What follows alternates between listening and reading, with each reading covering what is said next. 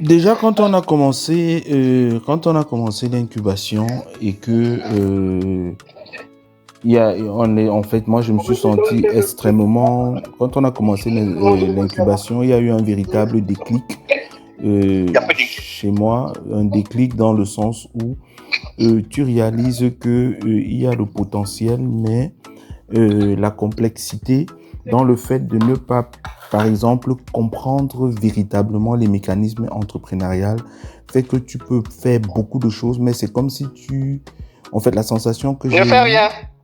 Oui, comme si tu n'as pas de résultat. Oui, en fait, c'est comme résultat financier. Oui, c'est comme si tu tapais des coups en l'air comme ça. Et au courant de la... En fait, pendant l'incubation, la chose que j'ai surtout... les points qui m'ont surtout marqué, c'était comme s'il y avait... Comme si... Il y avait comme un déclic sur... Oui, mais en fait, pourquoi est-ce qu'on pose des actes et on n'a pas des résultats? Est-ce qu'on pose les bons actes? Est-ce que les actes sont posés dans la bonne direction? Est-ce que tu vois? Mais en fait, c'est au fil des données et de la diligence, des questions même que tu nous posais et des orientations qui nous permettaient de nous rendre compte que, ouais, mais en fait, on peut être comme ça, on tourne même sur 20 ans, même sur 30 ans. Rien ne se passe parce que l'orientation, c'est comme si tu es plus dans l'activité que dans l'action concrète qui peut fournir des résultats. Et donc, vu que Sadrak et moi, on échange beaucoup, et dans les moments où lui et moi, on échangeait beaucoup, c'est surtout les moments quand j'allais arroser les plantes derrière, les trucs comme ça. Et parfois, je passais le temps, je lui disais, tiens, j'ai eu tel échange avec Marc, il a touché tel aspect qui m'ont vraiment bouleversé. Et bon, par exemple, donné de me rendre compte que dans la vie de beaucoup d'artistes, il y a une forme de laxisme. Parfois, on a l'impression qu'on attend que quelque chose se passe, mais on ne pose pas forcément les actes ou les actions qui vont déclencher ce qui pourrait se passer. Ou alors, peut-être bon, par exemple, tout ce qui concerne le marketing, la promotion, les choses comme ça, dont j'ai changé régulièrement avec lui. Ce qui fait que la plupart des choses qu'il t'a dites sont des choses... Il m'a dit, moi je pense que ton ami, il a compris un ensemble de choses. C'est pour ça qu'il vous parle de la sorte. Et moi, ça me plaît qu'il vous bouscule parce que quand tu en parles, je sens que tu es bousculé dans ton aide. Maintenant, bon, il a dit, il faut juste... Il m'avait même dit une fois, parfois, les choses peuvent tellement te bousculer que tu as l'impression que merde. C'est comme si, en fait, si tu n'es pas suffisamment solide, ça peut te bousculer au point de te décourager. Genre, mais qu'est-ce qu'on fout depuis alors, tu vois? Ou alors, ça peut te bousculer et tu vois qu'il y a trop de choses à faire. Et parfois, quand il y a trop de choses à faire, si on ne prend pas conscience de faire petit à petit, on peut aussi tomber dans l'inertie de ne rien faire parce qu'il y a trop de choses à faire et ça te fige. Tu vois, un peu comme quelqu'un qui va défricher un grand champ et il regarde la superficie du champ et il s'écroule. Tu vois ce genre de choses, quoi. Voilà. On le défricher au pas, au mètre carré. Exactement. Ça, c'est ce que j'ai beaucoup appris. J'ai beaucoup appris cette patience-là. Je vais prendre 30 secondes. J'ai beaucoup appris cette patience-là en visitant mes oncles, mes grands-oncles dans les plantations. Tu vois, un papa, il est là, il va peut-être faire ses enfants, 2, 3, 4, 5 enfants et tout. Et il sait que ça vise la plantation.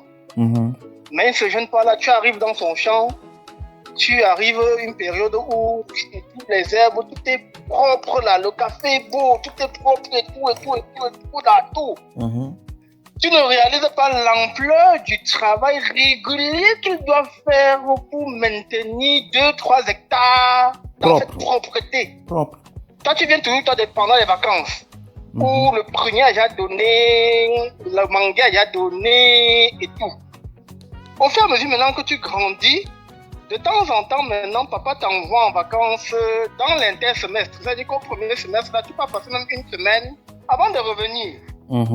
C'est quand tu peux maintenant passer les une semaine là, que tu te rends compte que, mais attends, la plantation que tu vois propre quand tu viens pendant les vacances là, Il y a une période où il faut défricher. Hein. Il y a une période où il faut défricher. Et quand tu le vois aller au champ, lui, il dit aux enfants, ses enfants, je parle de mes cousins Joseph, Emmanuel, Michel, qui est décédé, sa grande sœur qui était venue nous aider et tout. Non, aujourd'hui, quand on part au champ là, il dit en patois qu'on va seulement défricher cette partie. Le reste là, non, ne vous occupez pas. Il dit seulement que bon, vous allez défricher jusqu'au prunier de Michel qui est à l'autre côté là. Je vois souvent. C'est ça, non, vous allez finir, vous créez vos prunes, vous rentrez. Et lui, il reste au champ. Non, il rentre avec vous, non. Ok. Il rentre avec vous. À un certain âge, il était déjà fatigué, il a dit qu'il n'avait plus la même force de ses 40, 50 ans. Et qu'on commençait à confier des tâches, d'accord. C'était juste une parenthèse pour dire, en réalité, quand le travail est grand, il faut aller au pas. Oui. Et j'avoue que c'est une des choses qui, à mon avis, quand je fais le point sur l'incubation, c'est une des choses qui m'a beaucoup ébranlé dans l'incubation. C'est-à-dire que parfois, on était comme ça, tu dis, il faut faire ça, il faut faire ça. Il y a tellement de choses à faire que je ne sais plus par où commencer. Parfois, je commence, je suis en train de faire, après j'ai mal à la tête, je dis que non, il y a telle chose qu'il faut faire. Et tu vois, comme si, à un moment, c'est comme si je partais dans tous les sens et ce n'est pas évident. C'est-à-dire, quand moi j'analyse l'incubation, je sens que le truc d'aller petit à petit, je n'ai pas été vraiment efficace là-dessus.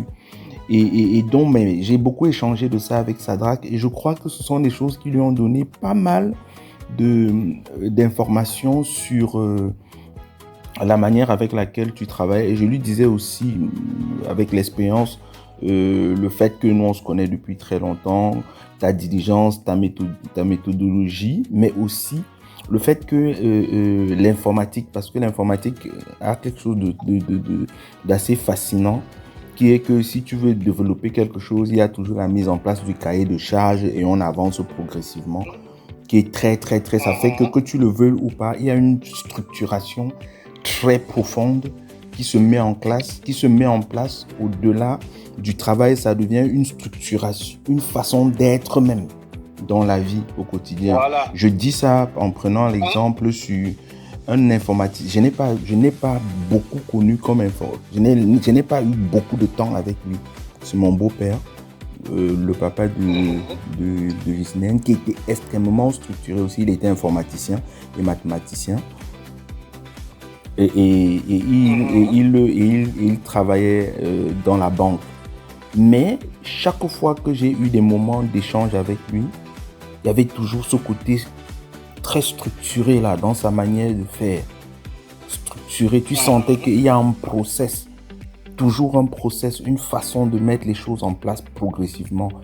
Et je lui disais, par exemple, en échangeant avec Sadrak, je lui disais que quand il y a les process comme ça, avec les personnes qui sont dans beaucoup de process, parfois la nuance est difficile. Parce que, comme ça travaille avec le 0 et le 1, soit il y a le 0, soit il y a le 1. Parfois, ça peut être très dur. Quand en face de la personne, on peut vouloir penser à la nuance. Ça peut être difficile. Parce que, vu que c'est très structuré, et que en face, toi, tu n'as pas la même structure, parfois, ça peut être ça peut être difficile. C'est ça que je lui disais que parfois même, on a des séances de travail comme ça avec moi qui parlent de certaines choses, ça me déstabilise parce que bon, ce n'est pas du technico-artistique comme on dit, tu vois. C'est du, soit tu l'as fait, soit tu ne l'as pas fait. Pourquoi tu n'as pas fait, tu vois? Tu vas beau vouloir nuancer, mais c'est que au final, tu ne l'as pas fait, ou alors tu l'as fait. Tu l'as dit ainsi ou tu ne l'as pas dit. Et bon, donc je lui ai expliqué un peu tout ça. Et bon voilà, ce qui fait qu'il a eu assez d'informations, les retours, les actions posées, les choses. Bref, on a beaucoup échangé avec lui par rapport à l'ensemble de tout ce qu'on a fait comme parcours. Je pense que à chaque fois, il m'a toujours dit toute la joie qu'il a de nous voir dans ce process, de voir les changements, de voir la dynamique, comment ça nous bouscule, comment on travaille, comment on essaie de se structurer, voilà. Donc, c'est ça qui explique aussi que quand il décide d'échanger avec, déjà à propos de Grandiose, Il m'avait dit, écoute, on va faire Grandiose, mais j'aimerais bien impliquer Marc. Je crois que je vais faire un ensemble de choses. Je vais me le créditer, tout ça. Et après, et c'est même à ce moment-là que je lui ai demandé qu'il m'ait crédité. C'est là où il m'a expliqué ce process que moi, je ne savais pas. Et bon, voilà. Et après ça, il y a eu les premiers échanges dans le groupe, le Grandiose que vous avez eu.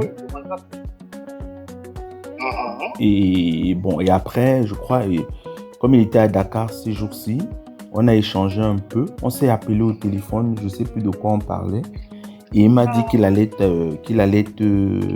communiquer avec toi et qu'il allait te présenter un peu l'ensemble des visions qui le préoccupent. Parce que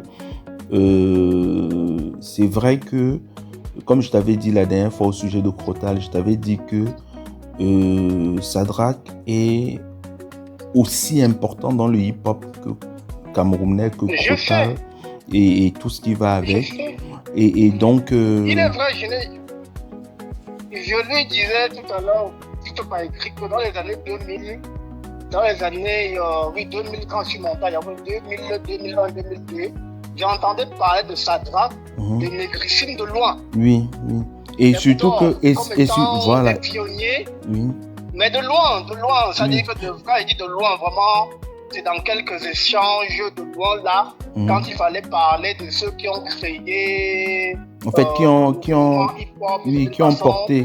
le mouvement. Même. Qui ont façonné. Oui, qui ont même... Vas-y. Et en fait, c'est que tu as entendu parler de loin parce que la période là, c'est la période où ils sont partis. Et comme je lui avais dit une fois, je lui ai dit que leur départ, l'un des problèmes que le mouvement hip-hop a connu au Cameroun a été le départ des pionniers. Parce que quand ils sont partis, la plupart des gens qui pouvaient être structurés en s'inspirant d'eux se sont sentis un peu comme des orphelins. J'ai eu une conversation avec lui. On a le même mot. Oui, comme des orphelins. On a eu une conversation à Yoff quand je suis venu au Sénégal la première fois. On s'est assis au bord de la mer à Yoff et on a passé une journée à parler. Et je lui disais que pour nous, moi, quand j'allais dans les samedis rap, je voyais les rappeurs, les gens monter, ça faisait plein de choses conceptuellement. Le seul groupe qui, quand ils montaient sur scène, tu te disais, oh, tout n'est pas perdu, c'était Négrissime. Tu vois? Parce que tu sentais qu'il y avait quelque chose de profond, j'ai même envie de dire de révéler dans leur manière de faire le hip-hop, et tu sentais qu'il y avait quelque chose d'authentique qui pouvait se démarquer de tout ce que tu entends du hip-hop dans le monde. Qui avait une touche camerounaise, quelque chose qui se démarquait et qui était à la fois original, mais en même temps commerciable à un très haut niveau. Tu vois un peu? Ce qui fait que l'impact que le hip-hop a eu, par exemple, au Sénégal, avec le Positif Black Soul, avec les Awadji, ou bien au Gabon, avec les Baponga et les Mauvaises Haleines, ou bien au Burkina, avec les comment il s'appelait encore? J'ai oublié le nom du gars. Bref, toute la révolution là, au Cameroun, les gars avec qui ça pouvait se passer, parce que je vois ça quand on vient installer RFI à Yaoundé. Il y a concert de rap au Capitole. Marc, le Capitole est tellement plein que les gens je me rappelle, non? Les gens étouffent. Je me rappelle. Et mais tu te rappelles, le jour où il y avait un concert là où toute la quartier s'était appelé même faire le show à la fin là, non? Au Capitole. Non, là-bas tu es en train de parler plutôt de Yafé, Marc. Non, c'était pas Yafé. C'était pas Yafé. Il y a eu un concert. On m'avait dit que c'était organisé par Pete Bacardi, mais il avait fait passer les rappeurs, même à ce moment-là, Ex-Malay avait passé juste avant lui. Non, Marc, ce n'est pas le même. Ce n'est pas le même. Parce que le concert dont je te parle là, c'était organisé par Alex Siwe. Parce que RFI venait, c'est quand RFI venait s'installer au Cameroun, faisait l'antenne du Cameroun. D'accord. Et donc, Ça, c'était un concert culte. Je crois que ce jour-là, tous ceux qui doutaient du hip-hop se sont alignés. Et Negrissime avait fait un concert incroyable. Incroyable. Les gens pleuraient même dans la salle. Vous avez des vidéos de tout ça? J'avais demandé à Sadrak, j'ai même cherché ça sur Internet. La dernière, j'ai vu une vidéo de Sadrak avec Blick Bassi. Je crois que c'est la chanson... c'était les Yoriettes. C'était les Yoriettes. Maybe. Il y a une chanson là où ils sont en train de répéter avec Makaz. Et Sadrak est en train de rapper. Et Blick Bassi et Kouri de Makaz sont en train de faire les chœurs. Et Sadrak rappe, ils sont bien jeunes encore. Moi, cette vidéo est en ligne. Je pourrais t'envoyer ça. Je vais regarder sur YouTube. Je vais t'envoyer. Mais je veux dire que ce sont des choses qui font que... Quand j'ai dit à Sadrak que, gars, quand vous êtes partis, vous nous avez laissé, nous qui suivions le hip-hop au Cameroun, nous sommes sentis un peu orphelins. Il m'a dit, Ras, Daniel Eyor m'a dit la même chose en pleurant. Que grand frère, vous êtes partis, vous nous avez abandonnés. Ce qui fait que le Cameroun a passé 10 ans comme ça, dans les balbutiements. Même quand Crotal se révèle, c'est presque 10 ans après. Je vais te raconter une anecdote. Dis-moi. Je vais te raconter une anecdote. Il y a eu, après les incidents de 2003, je pense que c'était 2006 ou 2005, que Boudor sort un album là. C'est Boudor le Noir-Roquet. Oui, c'est qui? Je ne sais pas si c'est 2006-2007. Je sais que toi et moi on ne se voyait plus et tout. Mais dans la chanson, il commence à rapper d'une certaine façon et il attaque quelqu'un. Kopo. Je me suis donc rapproché. Kopo, oui. Il attaque quelqu'un, mais dans ses lyrics, j'ai l'impression qu'il parle de Kopo. Oui. Et je me demande, bon, attends, qu'est-ce que Kopo a fait? Je me suis donc rapproché de quelqu'un, puisque je ne pouvais plus avoir de contact avec toi. Je me suis rapproché de quelqu'un dans le milieu du rap, je ne me rappelle plus trop bien de qui. Il me dit que non, c'est en fait que le style de Kopo, il a juste copié, tout le monde sait qu'il a copié sur temps. Il commence à m'expliquer, même ce jour-là qu'il m'a expliqué l'histoire de Boudor, l'histoire de Negrissime, il m'a expliqué les fondements, mais que même les Crotal sont la deuxième ou troisième génération après les Negrissime et tout un ensemble de choses. Il était mis à m'expliquer. Mais l'une des choses qui m'a frappé, la première fois que j'écoute le rap de Boudor, je me suis demandé, mais pourquoi est-ce que les gens courent vers l'inconnu, pourtant chez eux, ils peuvent bâtir des choses. Voilà. J'écoute ta façon de Boudor de rapper. Je dis, s'il y avait seulement eu 10 Boudor. Ouais. C'est comme si... Là, j'ai la barbe blanche. Ouais, c'est comme si tu marques ce que tu dis là. Il ne s'efforce plus pour former les mots. Je sais pas, le jour là, je l'écoute comme ça là. Je me suis rappelé des moments de concert où, par exemple, quand tu étais déjà en train de te révéler dans une certaine façon de chanter, de rapper, tout un ensemble de choses. J'ai invité ta grande sœur à certains concerts où il y a des rappeurs qui sont passés. La salle était presque en train de dormir là. Après, on dit maintenant qu'on va pas passer le Sénat. Après, là, tu pris le micro, que tu commences à dire certains mots, toutes les choses, toute la salle se lève. Même ta soeur s'est levée pour parler. Je me suis dit que maintenant, si ces gens, ces piliers, les étaient restés et avaient fait avec l'embryon, le veste là, tu vois les accents graves rappeurs, tu te rends compte que si ces mecs-là avaient été encadrés, ils seraient aujourd'hui des rappeurs internationaux. Laisse-moi. Quand tu dis ça, ça me... Ce que tu dis là, ça me... Tu écoutes des mecs de 17 ans, 18 ans te causer des lyrics où tu te rends compte que tu lis Socrate, tu lis, c'est pas trop, tous ces philosophes-là. Mais tu lis un jeune garçon de 18 ans te parler des textes. Si tu ne fais pas attention, tu ne vas pas comprendre ce que son texte dit.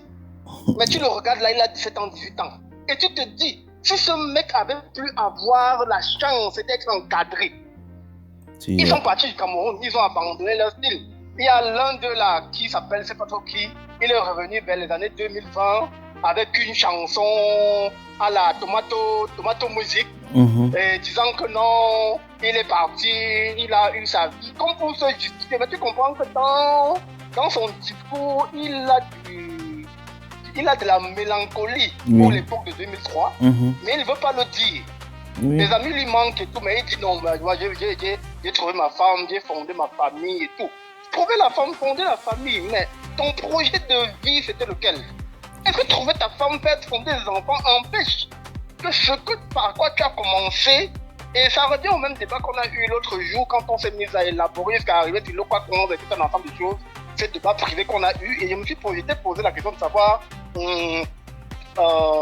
ce jour-là, il y a eu des rapports, par exemple, il y a les gars qui se sont servis de la musique tout partout du Cameroun en fait. Oui, il y a eu beaucoup de ça. Marc, incroyable. Voilà, Marc, voilà. Je vais te partager un truc qui m'a choqué. Je ne sais plus en quelle année. Ça m'avait choqué. C'est Landry Mbassi qui m'avait mis en contact avec une ancienne gloire du Makossa au Cameroun. Quelqu'un qui a été une star. Il était en train d'installer un studio quelque part vers des centres Cavo là-bas, pas loin de HGTD. Quelque part là-bas, sur leur terrain familial. Je tais son nom pour ne pas, parce que la vidéo, l'audio va circuler certainement. Voilà. Donc, et donc j'arrive chez lui, j'installe. En fait, Landry Mbassi m'avait mis en contact pour que je puisse l'aider à installer son studio, configurer tout ça. Quand j'arrive dans son truc, j'installe le studio, j'installe les trucs, je configure les câblages et tout. Après, je lui fais écouter quelques-uns de mes projets. Le gars me dit que, man, tu sais pourquoi nous on a fait la musique? Il m'a dit cash. Et c'est quelqu'un que je respectais, quoi. Il me dit que, gars, nous on a fait la musique parce qu'on voulait avoir les femmes au lycée. Tout ce que tu nous as vu faire là, c'était parce qu'on voulait avoir les gars. Ça m'avait choqué. Ça m'avait... Il est honnête. Oui, je sais. Non, et puis je vais te dire que son honnêteté a fait que... Non, j'ai beaucoup de respect pour lui. Ça dit que même quand j'ai l'occasion, c'est vrai que ça fait très longtemps, on n'a pas été en contact, mais dans la suite, j'étais très à l'aise avec lui parce qu'il était vrai avec moi. Tu vois, il a été honnête. Mais... ça m'avait... Et puis, ça m'avait fait comprendre que... En fait, ça m'avait fait comprendre que on ne fait pas le même... En fait, on ne fait pas le métier pour la même raison. Il y en a qui veulent... C'est parce qu'ils veulent être famous. Il y en a qui veulent gagner de l'argent. Il y en a qui veulent, qui veulent voir les vies être transformées. Il y en a qui font ça parce qu'ils veulent attraper les femmes. Il y en a qui font ça parce qu'ils veulent prouver telle chose à telle personne. Il y a toutes mille et une raisons. Et la question est toujours... Toi, face à toutes ces raisons, tu fais ça pourquoi? Sans savoir que parfois tu peux avoir une raison noble, mais ça n'empêche pas de pouvoir combiner toutes les autres raisons en même temps. C'est-à-dire que par exemple, tu peux vouloir transformer les vies et ça ne t'empêche pas de vivre de la musique, ça ne t'empêche pas de gagner de l'argent, ça ne t'empêche pas de tu vois ce que je veux dire, mais il faut connaître quel est ton moteur pour pouvoir travailler. Pour dire qu'il y a eu beaucoup de ça. Moi, par exemple, j'ai connu des personnes qui, quand elles ont entendu que j'étais en tournée en Europe ou en Asie, me disaient déjà que, mais gars, tu es déjà en Allemagne, tu peux fuir. Tu es déjà au Japon, tu peux fuir. Tu vois, parce que pour eux, c'était que, gars, si tu es déjà au Japon, ça veut dire que c'est bon, tu peux déjà fuir. Tu vois un peu. Donc, parce que pour eux, c'était que, ok, la musique peut être le tremplin qui te permet de sortir du Cameroun et puis de là où tu pars, tu t'accroches. Or, pour moi, l'idée n'a jamais été ça. C'était pas que on fait la musique pour fuir. On fait la musique, on se retrouve dans un environnement là où la vie peut nous envoyer pour impacter, comme une mission. Tu vois ce que je veux dire? Parce que le plus tu avances, et même comme pour aussi mieux se structurer. Mieux penser ce qu'on a à faire. Je suis totalement d'accord avec toi. Par exemple, c'est l'une des... Quand je vois le travail de structuration qu'on a, dans lequel on est en étant au Sénégal, je me dis, il y a moins d'éléments distracteurs, moins d'interférences qui fait que ça fait qu'on peut se structurer, qu'on arrive à commencer à se structurer beaucoup plus vite. Parce que si tu es au Cameroun, dans un environnement où il y a beaucoup d'interférences, ça devient encore plus dur. Tu vois un peu? Alors que mais quand tu es extirpé, c'est comme si tu es dans une forme de retraite, comme si tu es mis à part pour être formé à mieux faire ce que tu veux faire. Donc, je parlais un peu de tout ça. Et puis, donc, je veux dire que ce sont tous ces aspects quand même et ces conversations qu'on a eues de manière profonde et continue avec Shadrack. On n'a pas arrêté d'ailleurs. Et je me rappelle même qu'une fois, Shadrack m'a dit que mais est-ce que Marc ne peut pas produire telle chose? Je lui ai dit que au moment où tu voudras parler avec Marc des projets que tu as, il faut parler avec Marc parce que Marc, il est ouvert, il écoute. Et s'il peut le faire, il va te dire s'il peut le faire. S'il ne peut pas le faire, il va aussi te dire, cache qu'il ne peut pas le faire. Il va être direct avec toi, mais bon, l'important c'est que on est connecté déjà à partir de Grandiose. On va apprendre à se connaître, vous allez communiquer, vous allez échanger et puis tu sauras à quel moment tu peux discuter avec lui. Mais comme j'ai dit il y a quelques jours, il m'a dit qu'il allait te parler. Donc c'est pour ça que quand il t'a écrit, pour moi je n'étais pas surpris parce qu'il m'avait dit même ce qu'il allait te dire. Il m'a dit je vais lui parler de ça. J'ai dit sens-toi libre. Tu vois? Parce que une de nos grosses conversations avec Shadrack, c'est comment est-ce qu'on peut faire pour que la qualité de la musique qu'on a eue au Cameroun dans les années 80, que cela ne se perde pas et que tu as des gens comme les Dinabel qui ont bouleversé des vies par leur musique, tu vois. Qui ont bouleversé des gens. Il y a toute la génération là, les Dinabel, les Toto Guillaume, les Bendeka, les Solomona, ils nous ont bouleversés. Oui, les Manulo, tous les gens là, ils nous ont bouleversés avec leur manière de faire la musique, de se structurer, de réparer, de faire mille et une choses. Et à un moment, tu te dis, ok, comment est-ce qu'on peut s'inspirer de ça, leurs manquements, leurs erreurs, proposer quelque chose qui peut permettre que nous ne commettions pas les mêmes erreurs qu'eux et que ceux qui viennent après nous résolvent ce que nous on n'a pas pu résoudre ou alors continuent ce que nous on a commencé dans le process de résolution. Tu vois ce que je veux dire? On a eu beaucoup d'échanges avec. La première étape serait quoi? La première étape serait donc quoi alors? Bon, la première étape à ça serait par exemple l'idée de la plateforme qui crée le lien.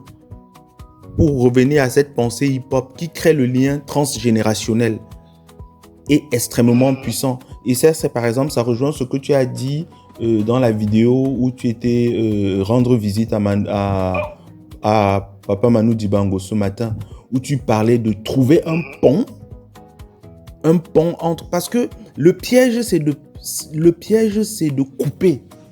Or, le projet de transmission qui fait que la génération qui nous a précédés continue d'exister sur la plateforme par la consommation de leurs produits et qu'ils puissent en bénéficier. Et maintenant, que nous, notre génération, produise des choses de qualité pour montrer à la génération future, donner une orientation de manière à ce qu'on puisse... qu'elle puisse vivre de son art à travers ces plateformes que nous contrôlons par nous-mêmes. Tu vois ce que je veux dire? Et je ne sais pas, tu connais Eke Bowser? Non, c'est pas. Eke Bowser, Eke Bowser, c'est un jeune producteur qui a un studio à Soumanguier et il a un label, je crois, qui s'appelle Eke EB, je crois. Il a été un de mes étudiants à l'école de la CRTV.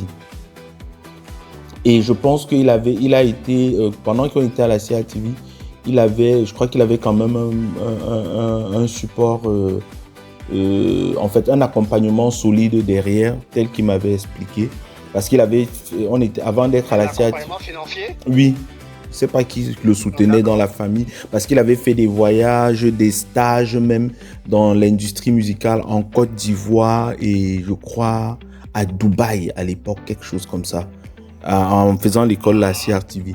Et après, quand il a fini l'école la CRTV, il s'est orienté et il a fait son label. Et actuellement, c'est l'un des labels qui marche le plus. Quand même, il est assez structuré, outillé, avec un studio de grosse qualité. Et j'ai vu une vidéo de lui sur TikTok où il parlait d'une plateforme qu'il est en train d'essayer de mettre en place, qui est un peu comme ce que nous on veut faire, c'est-à-dire où les artistes, où il y a moins d'intermédiaires, j'entends moins d'intermédiaires, les grosses majors en fait. Oui, quoi. Ouais, où les artistes peuvent vraiment... Intermédiaire dans la chaîne de valeur. Exactement. Mais maintenant, la première étape pour pouvoir faire tout ça, c'est donc quoi, Roland? La première étape... On dit, oui, on va mettre en place une plateforme et tout et tout. La première étape, Roland, pour faire tout ça, serait quoi? La première étape serait d'abord... Si on a discouru tout un ensemble de pendant 8 mois. Non, et que tu connais un peu les termes informatiques et tout et tout. Non, Marc, la première étape reste d'abord la promotion de ce qui nous donne de la crédibilité vis-à-vis de toutes les personnes vers lesquelles on va aller.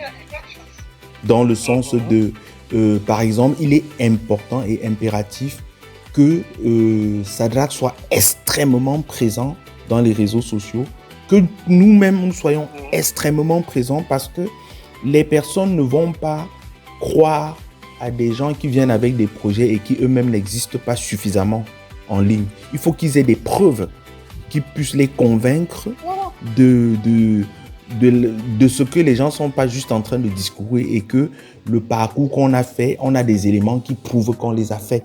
Ils peuvent vérifier. On les a fait. C'est tout.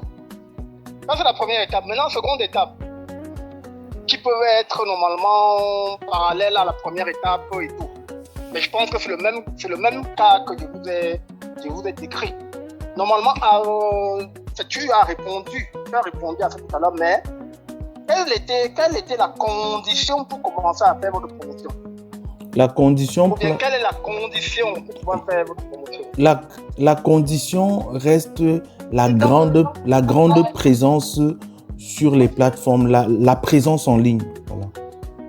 La grande présence. La présence en ligne. Avant la présence en ligne, il s'agit de faire quoi? Quand on dit présence en ligne, il s'agit quelle est l'action qu'il faut faire en vérité? De façon factuelle, ne réfléchis pas loin. Non, qu'est-ce qu'il faut faire pour être présent en ligne?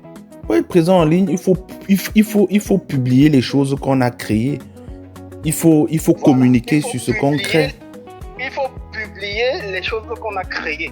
Avant de publier les choses qu'on a créées, il faut d'abord les créer.